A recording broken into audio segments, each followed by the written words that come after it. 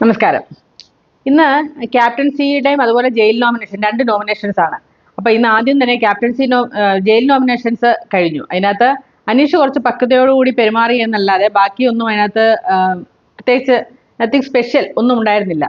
പിന്നെ നമുക്ക് ഒരാളുടെ പേര് ഉറപ്പായിരുന്നു. അനുമോളുടെ പേര് ഉറപ്പായിട്ടും ജയിൽ നോമിനേഷനിൽ വരും. അനുമോൾ ഇപ്പോൾ ജയിലിൽ പോകുന്ന കാര്യം ലൈവ് കാണുന്ന അല്ലെങ്കിൽ എപ്പിസോഡ് കാണുന്ന ആർക്ക് മനസ്സിലാവുന്നേ ഉള്ളൂ. പിന്നെ അക്ബറാണോ ഈ പറഞ്ഞ പോലെ അനീഷാണോ പോകുന്നതെന്നൊരു സംശയം മാത്രമേ ഉണ്ടായിരുന്നുള്ളൂ. അക്ബറിനേക്കാളും കൂടുതൽ ആൾക്കാരുടെ പേര് പറഞ്ഞത് അനീഷിന്റെ പേരാണ്. 4 പേരാണ് അനീഷിന്റെ പേര് പറഞ്ഞത്. അതുകൊണ്ട് അക്ബറിന് അത് കുറവായതുകൊണ്ട് അനീഷാണ് ഇപ്രാവശ്യം ജയിലിൽ പോകുന്നത്. ഷാനവാസിന്റെ പേര് ആദിലയും നൂറയും വന്ന് പറഞ്ഞു എന്നുള്ളതാണ് അതിനകത്ത് ഒരു പ്രത്യേകത.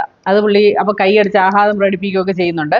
അങ്ങനെയുള്ള സംഭവം. ഇതുപോലെ എന്നും ചെയ്യുന്ന പോലെ തന്നെ അനുമോളുടെ കരച്ചിൽ കാർഡ് ഗദ്ഗതം കൊണ്ട് തുളുമ്പുന്നു, ചിലർക്ക് വേണ്ടി കാണിക്കുന്ന കാര്യങ്ങളൊക്കെ കഴിഞ്ഞ ദിവസം നമ്മൾ പറഞ്ഞതും കാണിച്ചതൊക്കെയാണ്. അത് കൂടാതെ രാവിലെ എത്തുന്ന സംഭവം എന്ന് പറഞ്ഞാൽ ആണുങ്ങൾ പോകുന്ന ഇപ്പം കഴിഞ്ഞ ദിവസത്തെ ഒരു ഇഷ്യൂ വന്നപ്പോഴത്തേക്ക് ആണുങ്ങൾക്കും പെണ്ണുങ്ങൾക്ക് 2 ടോയ്ലറ്റ് ആക്കി.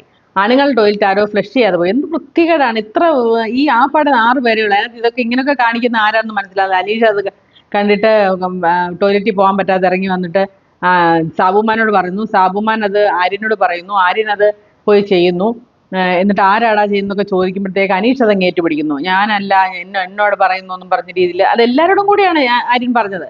അതൊക്കെ ശരിക്കും പറഞ്ഞാൽ ആൾക്കാരെ തെറ്റിദ്ധരിപ്പിക്കലാണോ എന്ന് എനിക്കും ഇപ്പൊ തോന്നുന്നുണ്ട്. കാരണം ലൈവ് കാണുമ്പോൾ നമുക്കൊരു സംശയം തോന്നുകയാണ്. എന്നിട്ട് ഈ പറഞ്ഞ പോലെ നോമിനേഷൻ കഴിഞ്ഞപ്പം ക്യാമറയുടെ മുമ്പിൽ വന്ന് എന്ത് തെറ്റാണ് ബിഗ് ബോസ് ഞാൻ ചെയ്തത്, പറഞ്ഞു തരൂ എന്ന് പറഞ്ഞിട്ട് അലമുറ ഇടുന്നു. അതിന്റെ കൂടെ ആര്യൻ വന്നിട്ട് ഫണ്ണാക്കിയിട്ട് കുറെ കാര്യങ്ങൾ പറയുന്നു അനീഷിന്റെ. ഇങ്ങനെയൊക്കെയുള്ള കാര്യങ്ങളാണ്. ഈ പറഞ്ഞ ഷാനവാസ് ഭയങ്കര ഗഹനമായ ചിന്തയിലാണ്. ഇനി മുമ്പോട്ട് എങ്ങനെ പോകുന്നതായിരിക്കും.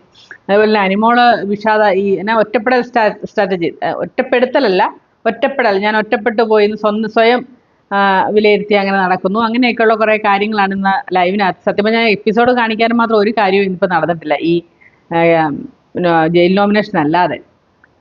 എപ്പിസോഡ് എങ്ങനെ തയ്ക്കുമെന്ന് സത്യം പറഞ്ഞാൽ എനിക്കറിയില്ല. അതുപോലൊരു സീനൊക്കെയാണ് ഇപ്പം നടക്കുന്നത്. ഇതൊക്കെയാണ് ഇന്ന് നടക്കുന്ന സംഭവം. ഓക്കെ, അപ്പോൾ അടുത്ത വീഡിയോ ആയിട്ട് കാണാം. ബൈ.